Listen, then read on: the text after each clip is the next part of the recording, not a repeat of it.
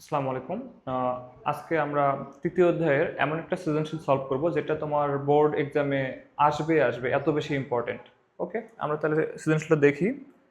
দেখো, তোমরা যদি এই সৃজনশীল দিকে দেখো, এটা অনেক কয়টা বোর্ডে আসছে। হ্যাঁ, দেখো কয়েকবার আসছে, রাজশাহী বোর্ডে, দিনাজপুর বোর্ডে, তোমার তারপর আরো বোর্ডে আসছে।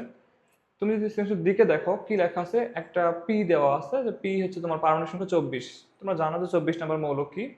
24 নম্বর মৌলটা আমরা লিখবো হচ্ছে ক্রোমিয়াম। ঠিক আছে, এটা জাস্ট আমরা একটু আগে কথা বলে নিই এই সংক্রান্ত। ক্রোমিয়াম। তারপর কিউ আছে কি 29 নম্বর মৌল কপার।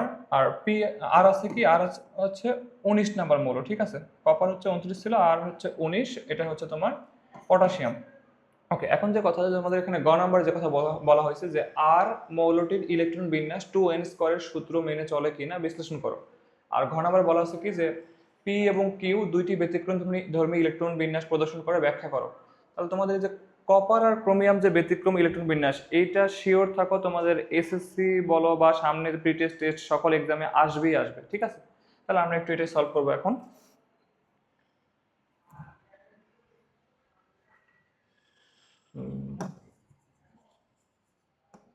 ওকে, এখন তাহলে গ নাম্বার আমরা কি লিখবো, আমি একটু জাস্ট গ নাম্বার। ওকে, তাহলে গ নাম্বার আমরা কি লিখবো, যে আর মৌলটির ইলেকট্রন বিন্যাস 2n স্কয়ারের সূত্র মেনে চলে কিনা। তাহলে প্রথমেই আমাদের তোমাদের আগের ক্লাসগুলোতে বলা হয়েছে আমরা প্রথমেই প্রথম যে লাইনটা লিখবো সেই লাইনে আমরা 1 মার্ক পাওয়ার চেষ্টা করবো। তাহলে প্রথমে আমরা কি লিখতে হবে, যে আর মৌলটা কি এটা লিখতে হবে। এভাবে প্রথমেই লিখবো যে উদ্দীপকে আর মৌলটি পটাশিয়াম। ঠিক আছে, বা বাংলায় আবার লিখো পটাশিয়াম।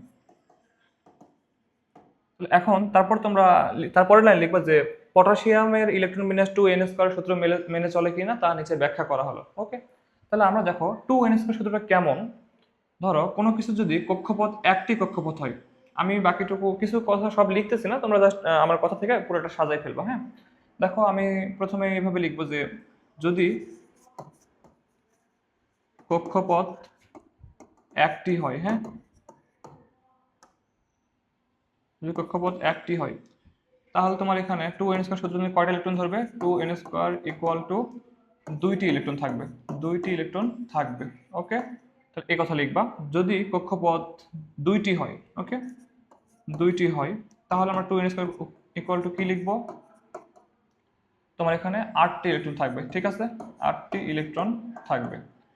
বাংলায় যখন পুরোটা লিখবা তোমরা আবার ডট ডট দিও না। ঠিক আছে, তাহলে আবার যদি 3টি কক্ষপথ হয় তাহলে আমরা কি লিখবো, 2n স্কয়ার ইকুয়াল টু 18টি ইলেকট্রন। ওকে, তাহলে এটাই হচ্ছে নর্মাল রুলস, যে প্রথম কক্ষপথে 2টা ইলেকট্রন থাকবে, পরেরটাতে 8টা থাকবে, তারপরেরটাতে 18টা থাকবে। ঠিক আছে, এভাবে সামনের দিকে আগাবো। হ্যাঁ, এটাই নর্মাল রুলস।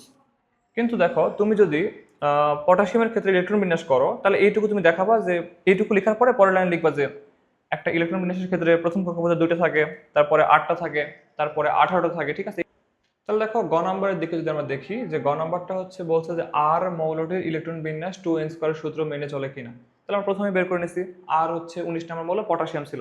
তাহলে এটা আমরা প্রথমেই লিখবো যে উদ্দীপকে উদ্দীপকে আর মৌলটি পটাশিয়াম, এটা তোমরা প্রথমেই লিখবা। ঠিক আছে, পটাশিয়াম। হ্যাঁ, আহ,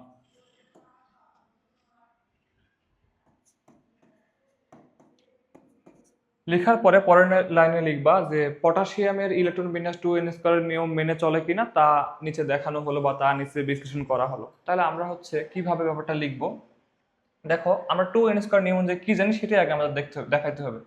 যে আমরা এভাবে লিখবো যে 2n স্কয়ার এর নিয়ম অনুসারে প্রথম কক্ষপথে ইলেকট্রন সংখ্যা বা একটি কক্ষপথে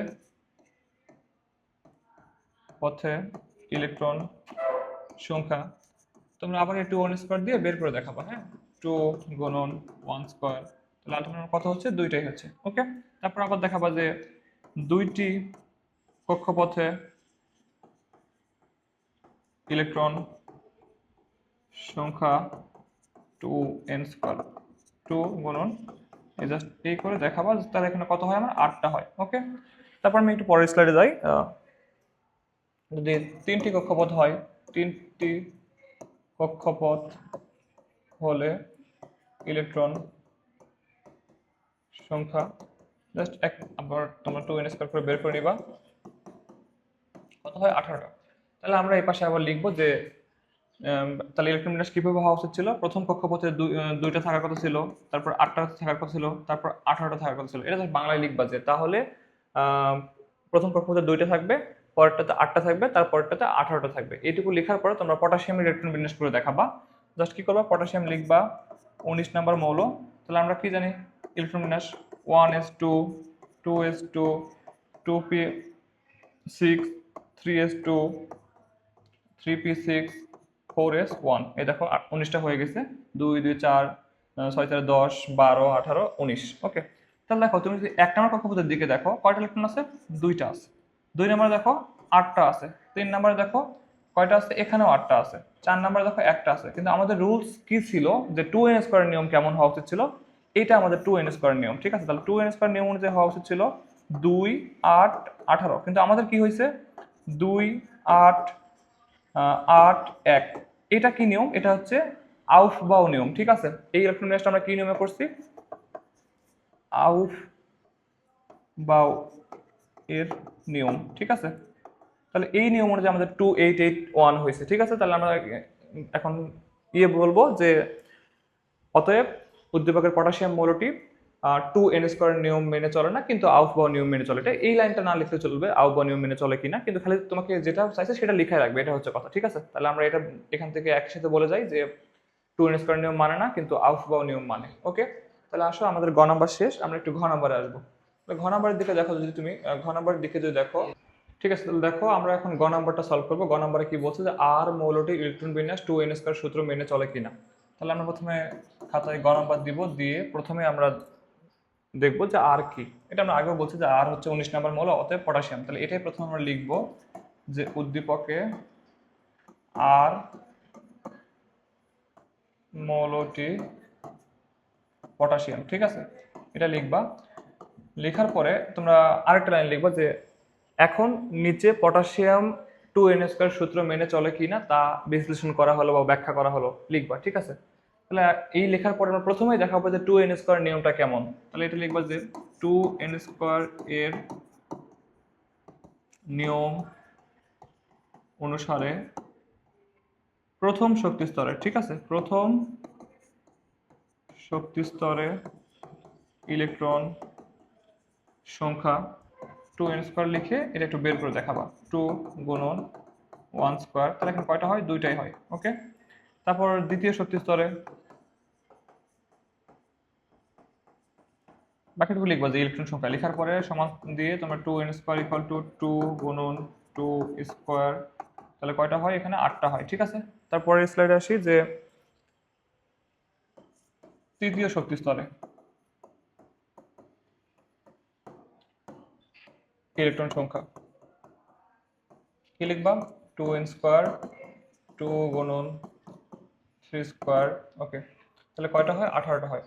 তাহলে দেখো আমরা হচ্ছে 2n স্কয়ার নিয়ম অনুযায়ী কেমন পাইছি ইলেকট্রন বিন্যাস, 2n স্কয়ার এর নিয়মে কেমন হয় 2 8 18। ঠিক আছে, কিন্তু এখন আমরা পটাশিয়ামের ইলেকট্রন বিন্যাস করে দেখাবো। পটাশিয়ামের ইলেকট্রন বিন্যাস, ইলেকট্রন বিন্যাস পটাশিয়াম কত নম্বর মৌল, 19 নম্বর মৌল। ওকে, তাহলে আমরা কেমন দেখাবো, 1s2 2s2 2p6 3s2 3p6 4s1। দেখো তুমি যদি এখানে ইলেকট্রন বিন্যাসের দিকে দেখো, এখানে প্রথমে দুইটা আছে, তৃতীয় কক্ষপথে কয়টা আছে, 8টা আছে। তৃতীয় কক্ষপথে কয়টা আছে, তোমার এখানে 8টা আছে। তারপরে 8-এর পরে 4 নম্বর কক্ষপথে গেছে যেখানে একটা আছে। আমরা দেখো 2n স্কয়ার নিয়মটা একটু ছবি আঁকা দেখে ব্যাপারটা কেমন হয়, এই পাশে একটু দাগাইলাম। হ্যাঁ, তোমরা চাইলে এই ছবিটা এক্সামের খাতায় অ্যাড করে দিতে পারো। দেখো পটাশিয়াম কত নাম্বার ছিল, 19 নাম্বার ছিল। ওকে, তাহলে এখানে কয়টা ইলেকট্রন হওয়ার কথা ছিল, দুইটা। ওকে, তারপর কয়টা হওয়া উচিত ছিল, এখানে তোমার হচ্ছে 8টা হওয়া উচিত ছিল। এই যে দেখো 2 তারপরে 8। ওকে, তাহলে 2টা 8টা। তারপরে কক্ষপথে তোমার কয়টা হওয়া উচিত ছিল, তোমার যেহেতু আমাদের 19 নাম্বার মৌল, তাহলে 2, 8, 18টা তো আমাদের নাই, তাহলে এখানে কয়টা হওয়া উচিত ছিল? 9টা হওয়া উচিত ছিল এই কক্ষপথে। 2, 8টা আঁকাইছে, আর একটা এক্সট্রা ধরো কোনো একটা জায়গা হওয়া উচিত ছিল, কিন্তু বাস্তবে কিন্তু এমন হয় না। আমরা 3 নম্বর কক্ষপথে কি করি? 9টা না দিয়ে 8টা দিয়ে দিয়ে পরের কক্ষপথে চলে যাই, ঠিক আছে?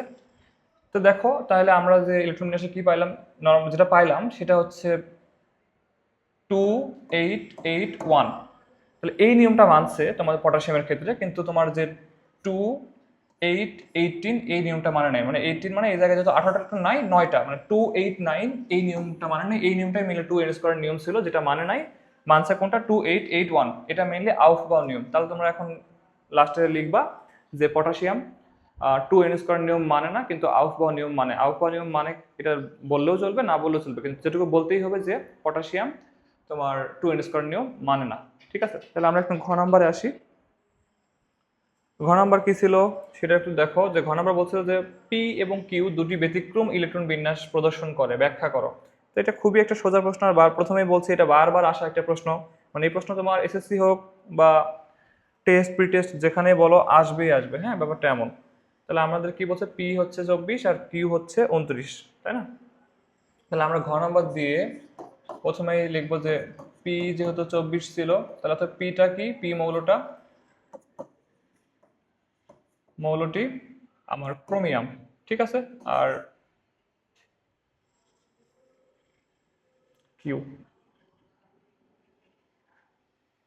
কিউ, মৌলটা 29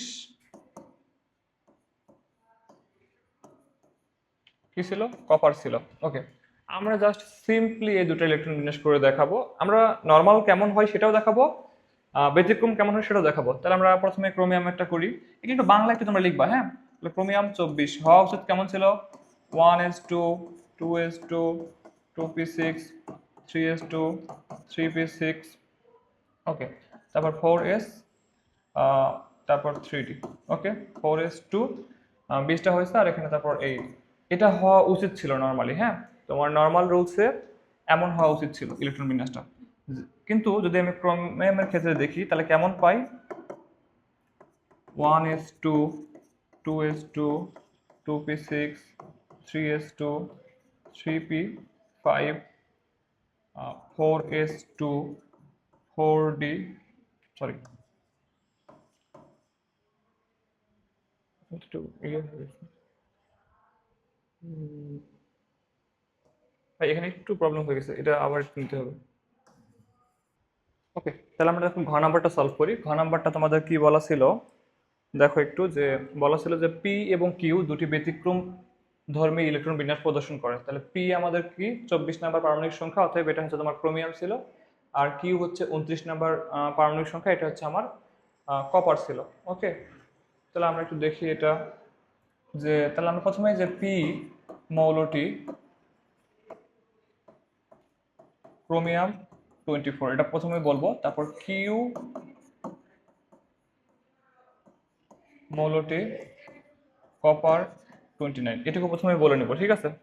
বলার পরে আমরা অবশ্যই যেটা হওয়ার কথা ছিল ইলেকট্রন বিন্যাসে সেটাও দেখাবো, ব্যতিক্রম যেটা হয়েছে সেটাও দেখাবো। তাহলে আমরা ক্রোমিয়ামের ক্ষেত্রে আসি।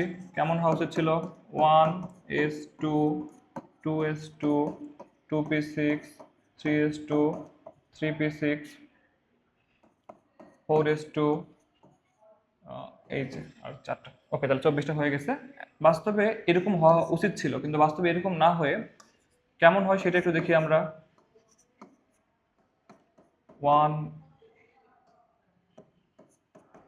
1s2, 2s2, 2p6, 3s2, 3p6, 4s1, 3d5। ওকে, দেখো নর্মাল যে রুলস, এই রুলস অনুযায়ী এমন ইলেকট্রন বিন্যাস হওয়ার কথা ছিল, কিন্তু বাস্তবে এমন না হয়ে এমন হয়।